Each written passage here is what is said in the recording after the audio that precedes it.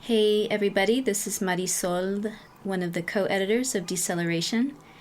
And in today's podcast, we have a old-fashioned landline analog interview with poet Jim LaVilla-Havelin, who is a friend and a poet and an activist and the organizer of National Poetry Month events in San Antonio. But today he's going to be talking in particular about Words for Birds, which he co-founded in San Antonio back in 2008. And since then, Words for Birds has been a signature event of National Poetry Month.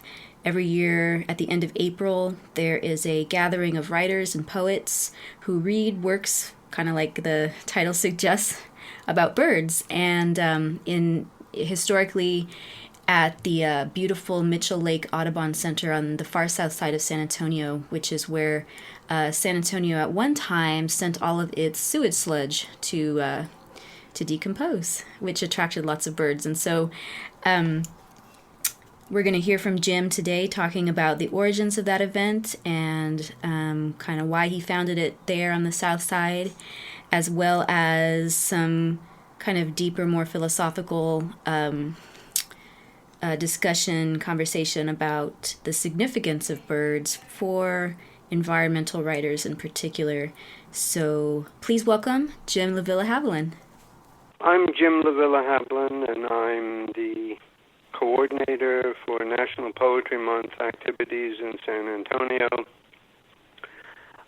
In about 2007, when there was no activity related to National Poetry Month in San Antonio, I did a few things with Jesse Castro that April.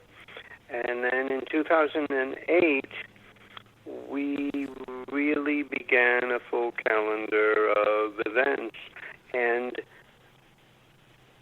Words for Birds at the Mitchell Lake Audubon Center was in that 2008 year. So this year would be its 12th year of happening. And basically, I knew the folks at Cibolo Creek and a number of other Audubon folks, but I live on the south side.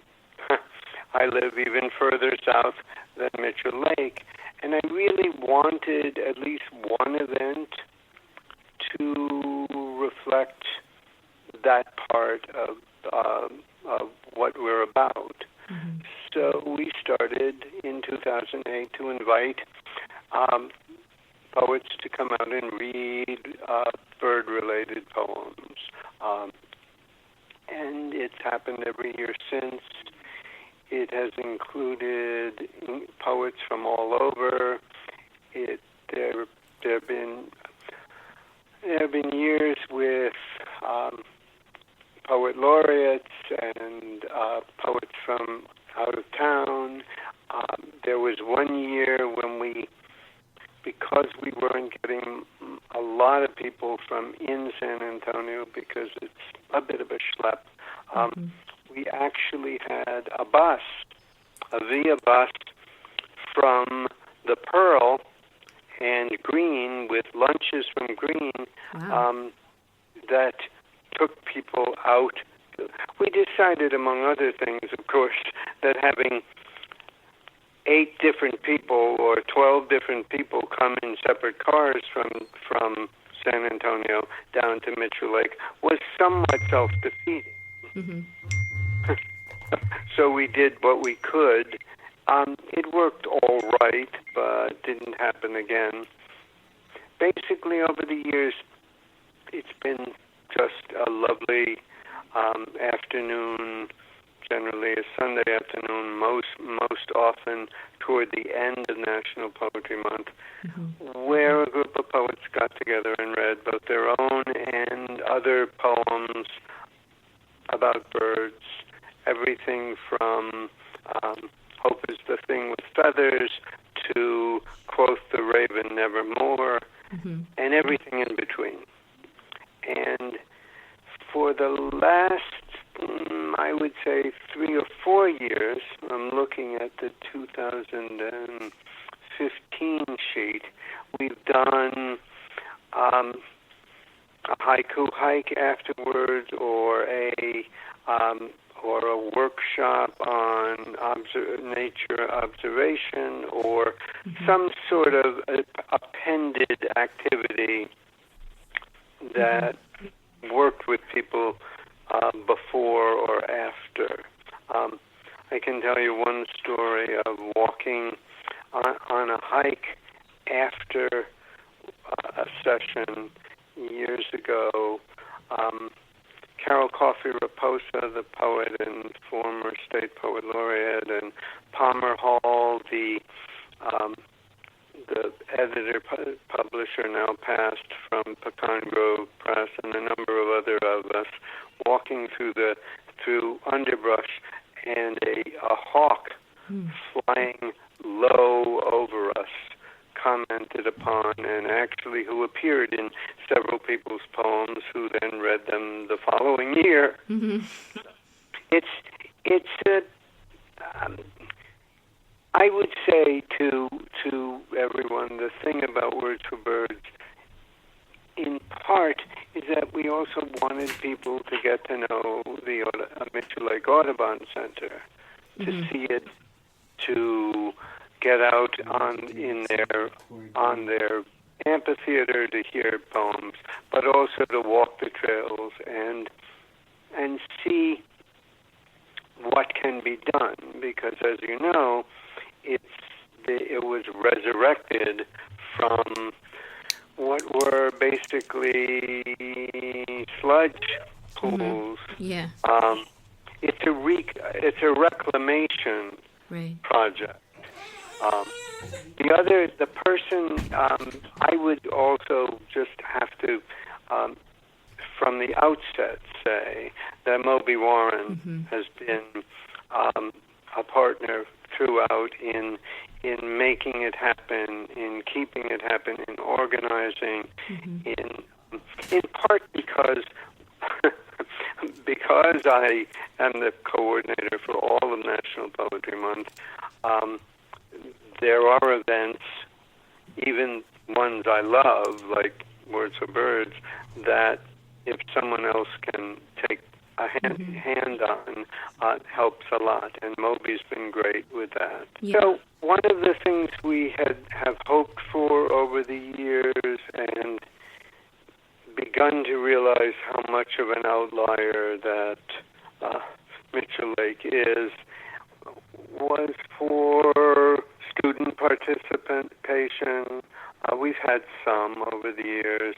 Was for perhaps the two universities that are not far from Mitchell Lake, Palo Alto and A&M, Texas A&M San Antonio, to have some involvement.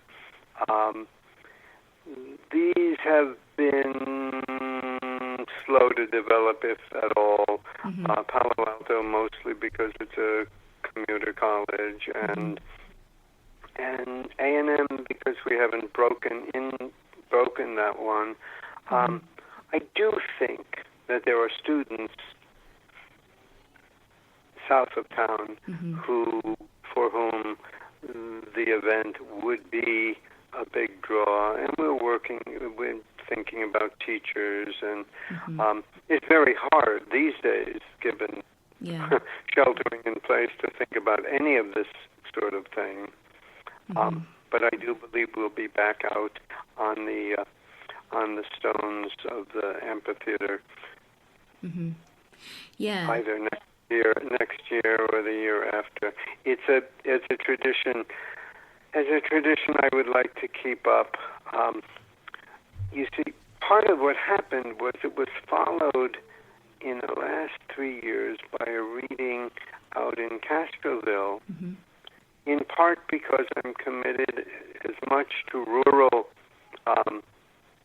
arts and nature education as I am to city work. Humorously enough, because Mitchell Lake Audubon Center is still within Bexar County, it's always been in the calendar whereas Castroville, because it's out of county, has never been. And that's just a funding deal, and it's too bad, but it is what it is. It lets you know something about what it means to be an outlier. Yeah, in a literal way, right? Right. I mean, you're talking to someone who, when I lived in New York City, lived on Staten Island, the quintessential outer borough. You have to take a bridge or a ferry to get there. So. Yeah. Let me ask you too, what do you think it is about birds? Like, okay, we're going to have an environmental poetry event. Why not rivers? Why not trees? What is so important about birds that this event recognizes them or celebrates them over other creatures or other kinds of relationships? That's a great question. I love that question. I will, and I've thought about it at times. We do a water-related that's true. nature event, so it isn't necessarily over. But I think that flight and its rhythm. I think that the variety and song of birds. I actually think that birds allow for an analogy with poets. That there's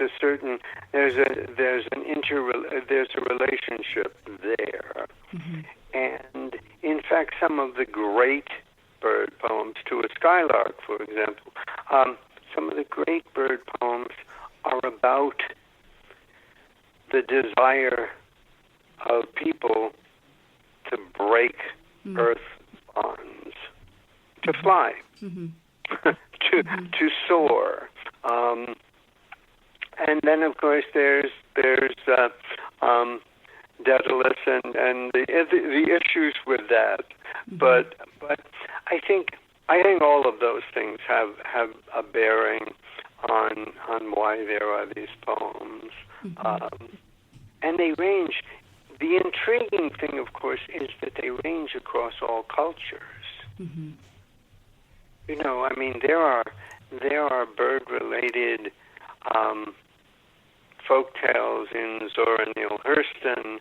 There are bird-related folk tales in Inuit traditions and in African traditions and in Asian. I mean, it's pretty universal. And I guess my sense is that it really is something about what it feels inside us to see something get off the ground. Yeah.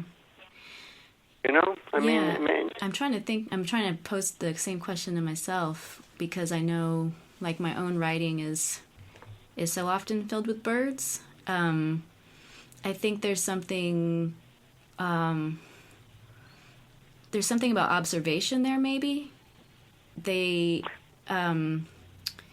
make you look at them and they make you study them, and when you study something, when you look at something and you watch something for a long time, you just kind of naturally want to write about it. I feel like trying to figure it out. So I mean, you know this because you know my writing. You know that I am cow obsessed. Yeah. And that I observe cows a lot. I write very different kinds of poems about cows than I do about cattle egrets. For exactly the reason we were talking about, which is that cow rhythm is one thing and cattle egret rhythm is another. But I think, in fact, that what birds allow us to do is to kind of come up with a working method for observing anything in the world. So if you focus closely, you can look at insects. If you broaden focus, you can look at cows, elephants, or giraffes. But birds, given how prevalent, given how we see them all the time, given how we hear them as well, and given their variety, give us the chance to refine those observation skills. Yeah, they're definitely always all around us. So they're really common, but then if you actually really pay attention and watch them, like you're surprised at how different they are, and you're struck by just how strange they are and how strange we are.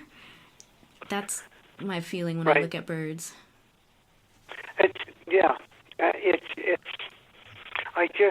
I'm in a process of reading Thoreau's journals from the beginning daily now, and I'm not very far because it's going to be this will probably be a rest of life work. But in the segment I read today, he was writing about whippoorwills and writing about them from the point of from about sound, about hearing them, and I actually do think that rhythm, as well as the beating wing flutter rhythm, is something else that attracts writers. Well, Jim, would you, I don't know if you have any of your poems in front of you, but can we close with any of the poems that you had submitted to this year's Words for Birds, which will be, instead of a live event, a live reading, will be a zine, a chapbook, a collection of the work that the poets would have read? It's called Kinetic Identity. And actually, I would say, in reference to our conversation, that in fact, much of these days, my observing, and it may in part be affected by Thoreau, is a attention deficit mode. It switches from one thing to another thing, in part because that's what the world is like. So this is kinetic identity.